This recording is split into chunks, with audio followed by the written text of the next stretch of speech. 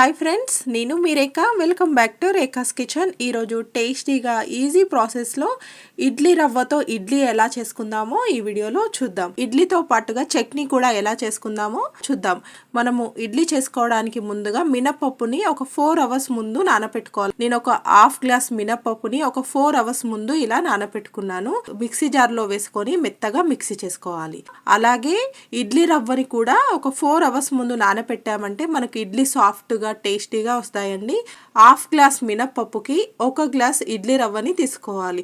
మనం 1 గ్లాస్ మినపప్పు తీసుకున్నామంటే 2 గ్లాసెస్ ఇడ్లీ రవ్వని తీసుకోవాలి. 2 టైమ్స్ వాష్ చేసేసి ఇలా వాష్ చేసిన రవ్వలోకి మెత్తగా మిక్సీ చేసిన మినపప్పుని వేసుకొని బాగా కలిసేలాగా కలుపుకోవాలి. చూసారు కదా, ఇలా మనము ఇలా 4 అవర్స్ ముందు నానపెట్టడం వలన మనకు మినపప్పు ఈజీగా నానిపోయి సాఫ్ట్గా మిక్సీ అవుతుంది. అలా మిక్సీ చేసిన మినపప్పుని మనం ఇంతకు ముందు నానపెట్టుకున్న ఇడ్లీ రవ్వలోకి వేసేసి బాగా కలిసేటట్టు కలిపేసి ఇలా సాఫ్ట్గా ఉండేలాగా కలుపుకోవాలి. మినపప్పు మొత్తం రవ్వలో కలిసిపోయేలాగా కలుపుకోవాలి.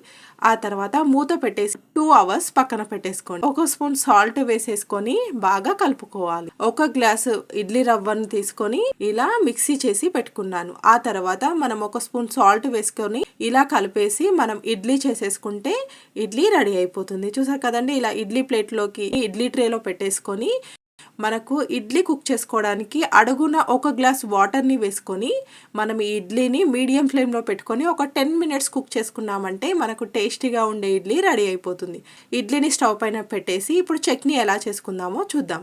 ఇలా చట్నీ చేసుకోవడానికి 1 బౌల్ వరకు పల్లీలని ఫ్రై చేసుకోవాలి. పల్లీలని గోల్డెన్ కలర్ వచ్చే వరకు ఫ్రై చేసుకోవాలండి. మనం సరిగ్గా ఫ్రై చేయలేదంటే మనకు పల్లి పచ్చి స్మెల్ వస్తుంది. అలా రాకుండా ఫ్రై చేసుకొని ఈ పల్లీలతో పాటుగా 2 వెల్లిపాయలని అలాగే 2 పచ్చిమిర్చిని కూడా వేసుకొని ఫ్రై చేసుకోవాలి.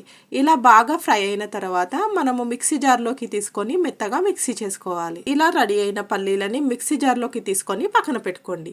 చట్నీలోకి కావాల్సిన పోపు ఎలా చేసుకుందామో చూద్దాం. 2 టేబుల్ స్పూన్స్ ఆయిల్ వేసుకొని అలాగే 2 ఎండుమిర్చిని, పోపు గింజలు అలాగే 2 రెమ్మల కరివేపాకుని కూడా వేసుకొని పోపుని రెడీ చేసి పక్కన పెట్టుకోవాలి. ఆ తర్వాత ముందుగా ఫ్రై చేసుకున్న పల్లీలోకి 1 స్పూన్ సాల్ట్, కొంచెం చింతపండుని వేసుకొని ఇలా మెత్తగా ఉండేలాగా మిక్సీ చేసుకోవాలి. మధ్య మధ్యలో కొన్ని వాటర్ని యాడ్ చేసుకుంటూ ఇలా మెత్తగా సాఫ్ట్గా ఉండేలాగా మిక్సీ చేసుకు ఇడ్లీలోకి ఈ చట్నీ చాలా బాగుంటుందండి. మనం మరీ పల్చగా కాకుండా కొంచెం ఇలా తిక్కుగా ఉండేలాగా చేసుకున్నామంటే చాలా బాగుంటుంది. ఇలా సాఫ్ట్గా మిక్సీ అయిన తర్వాత మనం ఇంతకు ముందు పోపు చేసుకున్నాం కదా, ఆ పోపుని ఈ పల్లీ చట్నీలోకి వేసేసుకోవాలి. చూసారు కదండి, టేస్టీగా ఉండే పల్లీ చట్నీ రెడీ అయిపోయింది. ఇలా రెడీ అయిన పల్లీ చట్నీ మనం ఇడ్లీలోకి అలాగే వడ, దోశలోకి కూడా తింటే చాలా బాగుంటుందండి. చూసారు కదా, ఈజీగా 5 మినిట్స్లో మనకు పల్లీ చట్నీ రెడీ అయిపోతుంది. అలాగే ఇడ్లీలోకి పల్లీ చట్నీ కావాలంటే పల్లీ చట్నీ, టమాటో చట్నీ కావాలంటే టమాటో చట్నీతో 10 మినిట్స్ ఇలా కుక్ చేసిన తర్వాత మనకి ఇడ్లీ రెడీ అయిపోయింది. ఇలా రెడీ అయిన ఇడ్లీని ప్లేట్లోకి తీసుకొని మనం చేసుకున్న చట్నీతో తిన్నామంటే చాలా బాగుంటుందండి. తక్కువ టైంలో మనం ఈజీగా ఇడ్లీని రెడీ చేసేసుకోవచ్చు. చూసారు కదండి, మనకు సాఫ్ట్గా ఇడ్లీ వచ్చింది కదా. ఇలా వచ్చిన ఇడ్లీని మనం ఒక బౌల్లోకి తీసుకొని ఇడ్లీస్ని తీసుకొని మనకు కావాల్సిన చట్నీలతో మనం ఇడ్లీని తిన్నామంటే చాలా బాగుంటుంది. మనం ఈజీగా చేసేసుకోవచ్చు. మీరు ట్రై చేయండి. Thank you for watching.